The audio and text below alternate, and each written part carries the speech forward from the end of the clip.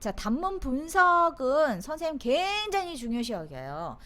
여러분들이 이제 초급반, 중급반, 고급반 이렇게 나눈다라고 했을 때 초급 친구들은 이제 문제점들이 많죠. 뭐 발성도 다듬어야 되고 뭐도 다듬어야 되고 기본적인 표현력도 길러야 되고 여러 가지를 다 해야 되는데 중급 이상이다라고 한다면 어디서 결과물이 나오냐면 분석력에서 다 결과물 나옵니다. 이미 내가 중급 이상의 실력이다라고 한다면 기본적인 표현력은 어느 정도 있어요. 다 보이는 건 보인다라는 거죠. 그러면 뭘 더 많이 볼 줄 아느냐가 승부차라는 거죠. 그래서 분석을 누가 더 잘 해내느냐, 누가 더 짧은 시간에 더 많이 분석해낼 수 있느냐가 결과물에 굉장히 많이 좌지를 하는 거죠. 좌지우지하는 거죠. 그래서 선생님은 이 온라인 단문 분석반을 만든 거예요. 단문 분석을 얼마나 깊이 심오하게 굳이 이렇게까지 하는 거예요. 우리 단문 분석은. 그러면 이렇게 심오하게 깊이 굳이 한 단문 가지고 막 1시간씩 단문 분석한단 말이에요. 그렇게 하다 보면 안 해도 될 것도 하게 돼. 사실은 안 해도 돼. 안 해도 되는 것도 막 찾아. 그렇게 하다 보면 여러분들이 짧은 시간 안에 반이라도 발견한다면, 아니면 3분의 1이라도 발견해낼 수 있다면, 시험장에서 그러라고 막 미친 듯이 찾는 거예요.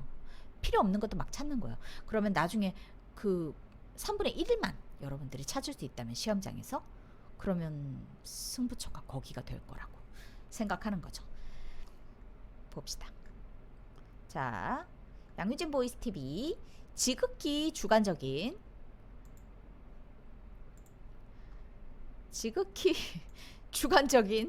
단문 분석 심화에 대한 저의 생각입니다. 단문은 진행되는 상황의 한 장면이고요. 살아있는 순간입니다. 우리는 상상력과 창의력을 이용해서 이 장면을 구현해낼 줄 알아야 되는 건데, 그게 이제 우리가 연기하는 거잖아요. 근데 그 힌트를 이제 단문 속에서 찾는 거예요. 단문을 찬찬히 읽으면서 찾을 수 있는 모든 것을 찾아내보는 거죠. 우리는 그 안에서 시간과 장소는 물론이고 상대방이 누군지, 뭐 인물 간의 관계성, 뭐 흐르는 분위기 등등 많은 것을 찾을 수 있고요. 이 과정은 아주 재밌습니다. 저는 아주 재밌어요. 자, 여러분들이 살아온 삶의 과정이나 성향에 따라서 그것들은 좀 다르게 보이기도 해요. 중요한 것은 막연한 공상이 아니고 가능성 있는 그림으로 만들어내는 겁니다. 자, 디테일한 단문 분석을 위해서 필요한 몇 가지 과정을 제가 알려드릴게요. 요즘 모든 단문은 요즘 말로 케바케, 케이스 바이 케이스라서 아래의 과정 모두가 필요하지는 않을 수 있습니다. 하지만 연습하는 과정이라면 일단 많은 것을 찾아내는 것을 추천드립니다. 불필요한 것들이라고 보여지는 것들은 나중에 자연스럽게 여러분들이 거르는 수준이 되실 거예요.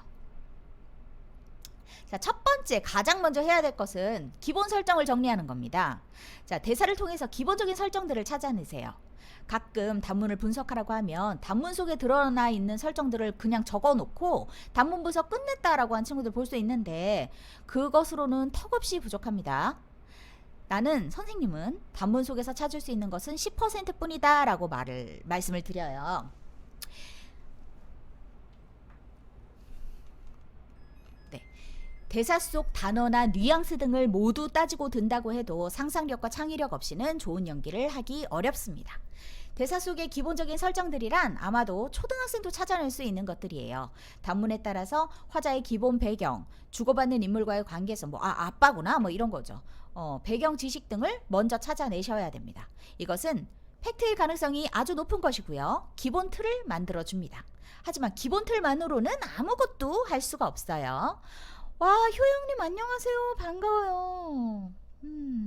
잘 지냈죠? 자, 이것은 기본 설정 정리입니다. 기본 설정 정리. 자, 두 번째는 단문 분석입니다. 이제 단문 분석하는 거예요. 자, 구체적인 단문 분석을 할 수 있느냐? 이것이 여러분의 수준 차이가 가장 많이 나는 과정입니다. 단문 분석을 디테일하고 그럴듯하게 그려낸다면 결과물도 좋을 확률이 높습니다.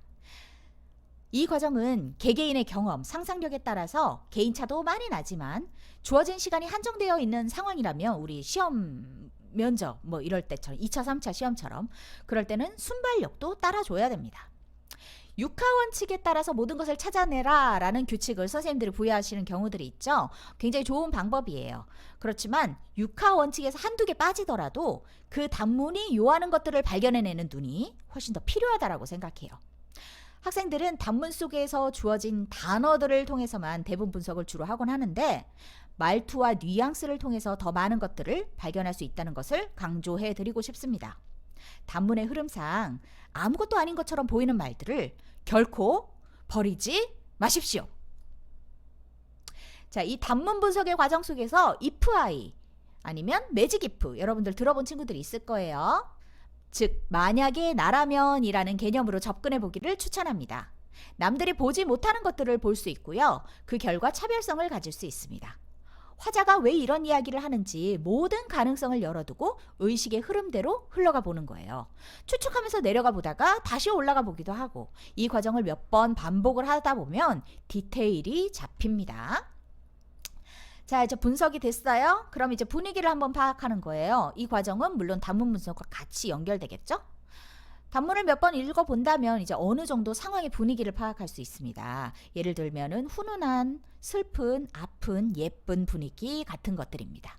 이 분위기는 단문의 초목표라고도 할 수 있으며 좋은 장면을 만들어내는데 도움을 줄 수 있습니다. 이 분위기를 청자가 받는 느낌이라고 볼 수도 있어요. 그리고 작가의 의도와도 관련이 있을 수 있습니다. 청자가 이런 느낌을 받는다면 좋을 것 같아. 아마 작가는 이 대사를 이런 의도를 가지고 썼을 것 같아. 이렇게 나름대로 생각을 해보는 거예요. 물론 실제 작가의 의도와는 다를 수 있습니다. 작가는 그 하나의 작품을 잘 만들어내는 것에 주의를 더 기울이겠지만 여러분 중요시 여겨야 될 부분인데요. 우리는 이 몇 줄 안 되는 이 단문만 빛이 나게 하면 돼요. 그래서 여러분들이 혹시 원작을 알고 있다고 한다면 거기에 굉장히 얽매이고 그대로 하는 것이 맞는 것 같잖아요. 그런데 그 원작이 절대로 나의 상상력이 원작에 매이지 않도록 주의하셔야 됩니다. 원작보다 더 좋은 단문을 만드실 수 있어요. 자, 대사의 목적 찾아야겠죠? 화자가 이 말을 하고자 하는 목적을 찾아야 됩니다. 단문 분석을 이제 어느 정도 했다라고 한다면 자연스럽게 그냥 나올 거예요. 근데 이때 주의해야 될 것은 단문 속 모든 문장에 걸맞는가 하는 겁니다. 공부를 오래 한 학생들도 앞에 한두 줄만 보고 목적을 그냥 지레짐작하는데 마지막 줄까지 한 문장도 걸리는 부분이 없어야 됩니다. 걸리는 부분을 여러분들이 이제 발견을 하면 해결하고 가야 되는데 그냥 무시하고 자연스러운 척 우기는 경우를 너무 많죠. 근데 그런 연기는 반드시 어색하게 들립니다. 그래서 이게 걸리는 부분인데 라는 인식이 된다면 반드시 해결하셔야 됩니다. 자, 전사. 제일 중요합니다. 전사는 직전 상황. 첫 대사 치기 5초 전. 이렇게 제가 아주 구체적으로 드렸어요. 첫 대사가 들어가기 바로 직전 상황입니다. 이걸 전사라고 해요. 많은 연습생들이 대사 시작 부분부터 끝까지의 상황을 설명하는 데 급급하는데 이거는 결코 좋은 연기가 아닙니다. 무슨 상황인지 맞추는 것이 목표여서도 안 되고 내가 얼마나 좋은 연기를 하는지 보여주는 것이 목표여서도 안 됩니다. 진실된 연기를 한다는 것은 1분 뒤의 상황 아니면 10초 뒤의 상황이라고 하더라도 미리 생각하고 계획하고 있어서는 안 될 거예요. 순간순간 살아내는 것이 진실한 연기입니다. 전사만 내가 바로잡고 그 안에서 살고 있다면 사실 입에서 나오는 모든 말들이 다 대사가 됩니다. 자, 전사는 실제 연기를 하게 될 때 가장 중요한 부분입니다. 여러분들 이제 면접장에서 큐 사인을 받기 전이라면 여러 가지 단문 분석의 과정은 배경 지식일 뿐이고요. 배우가 해야 할 일은 오직 전사를 살고 있는 것뿐이기 때문입니다. 자, 마지막으로 주고받는 대사를 설정하셔야 돼요. 단문 중간에 상대의 대사가 있는 것처럼 보인다면은 구체적으로 어떤 대사인지를 설정하셔야 돼요. 이런 대사를 칠 때 여러분들 여기서 무슨 말을 들었어. 근데 나쁜 말을 들었어. 내지는 뭐 여기에 대한 말을 들었어. 이렇게만 설정하시는 경우가 있는데 말은 다르고 달라요. 같은 말이라 하더라도 사람에 따라 다르게 받아들이기도 하죠. 예를 들면 내가 그 연기를 그따위로 하냐? 라고 닭구님한테 얘기했을 때 닭구님이 받아들이는 것과 여름님이 받아들이는 게 다르단 말이에요. 그래서 내가 뒷대사를 칠 수 있는 감정을 제대로 받을 수 있는 대사로 그 대사로 구체적으로 설정하셔야 됩니다. 대충 하면 내 연기도 대충 하게 돼요. 가끔은 상대 대사를 너무 많이 설정하는 실수를 하기도 합니다. 근데 안 들리는 대사잖아요, 여러분. 안 들리는 대사를 듣는 것은 결코 쉽지 않은 일이에요. 그래서 상대의 대사는 꼭 필요한 부분에만 설정하도록 합니다. 자, 제가 여기까지 정리했어요. 엄청 힌트 많이 드렸어요. 아시는 것들도 있었을 거고 좀 새롭게 들리는 것들도 있었을 거고 제 생각엔 새로운 것들이 좀 많지 않을까 싶은데 수업 마무리하도록 하겠습니다. 좋은 밤 되시고요. 다음 주에 만날 때까지 조금 더 생각 많이 하시고 만날 수 있기를 바랍니다. 자, 안녕.